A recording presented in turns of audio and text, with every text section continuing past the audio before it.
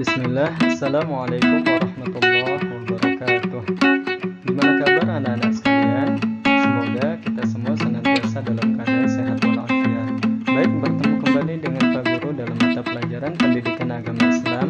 Pada kesempatan ini, kita akan mempelajari materi bab 3 dengan tema menghindari perkelahian pelajar, minuman keras dan narkoba. Baik, berikutnya kita lihat tujuan pembelajaran kita.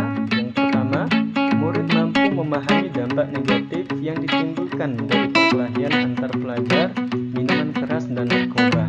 Selanjutnya kita memahami konsep dan dampak, yakni menjelaskan pengertian perkelahian pelajar, miras, dan narkoba, serta memahami faktor penyebab dan dampak negatifnya bagi individu dan masyarakat.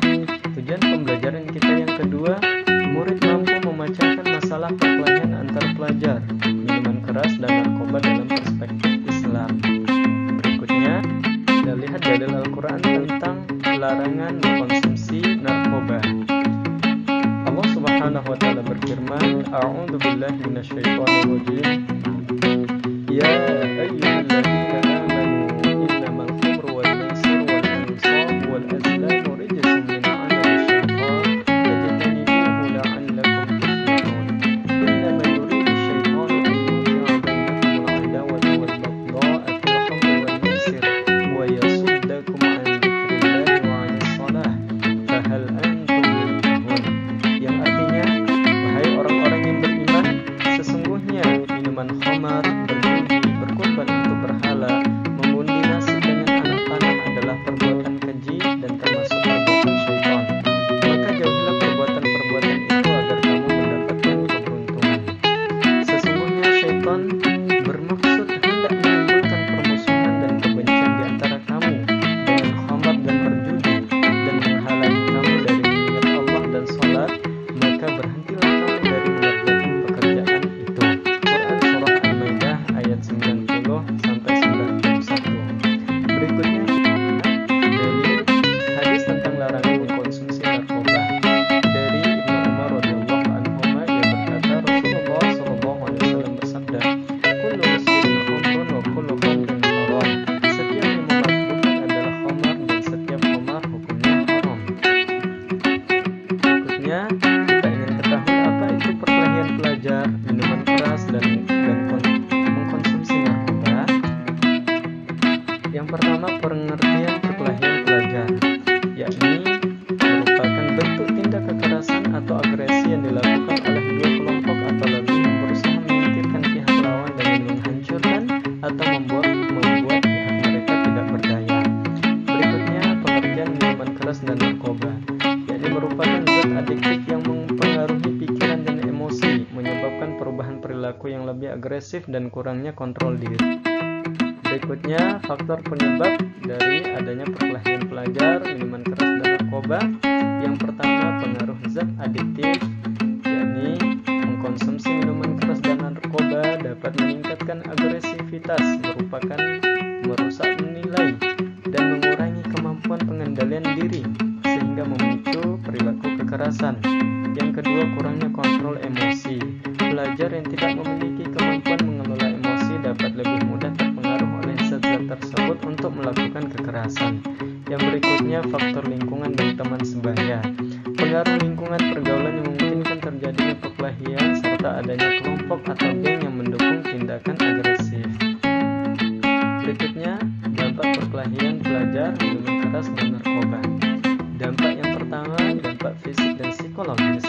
Pelaku dapat mengalami luka fisik tentunya, kemudian trauma psikologis dan masalah kesehatan akibat penggunaan zat adiktif seperti yang tadi sudah disebutkan. Kemudian dampak sosial dan hukum. Pelaku bisa mendapatkan sanksi sekolah, sanksi hukum, dan bahkan menciptakan permusuhan antar sekolah. Yang ketiga, kerusakan masa depan.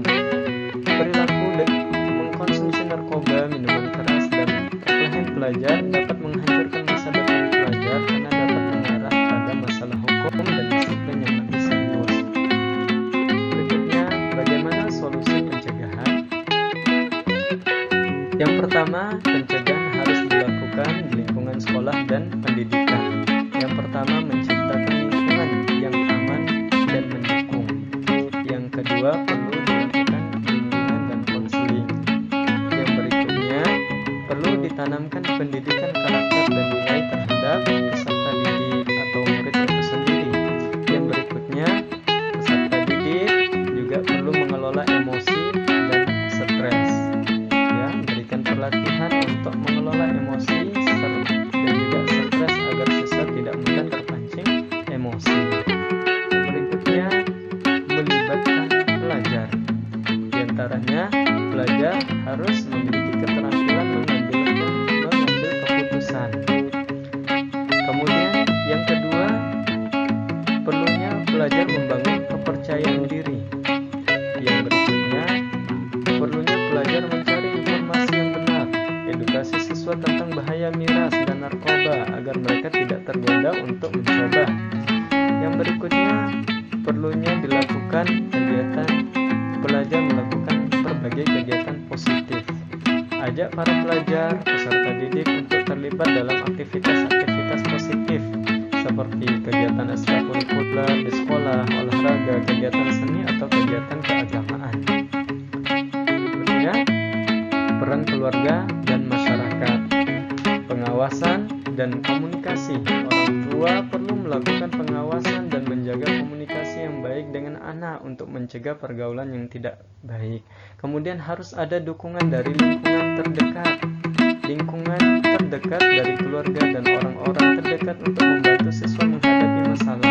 Kemudian yang berikutnya, siswa atau anak-anak peserta didik harus selektif dalam memilih pergaulan.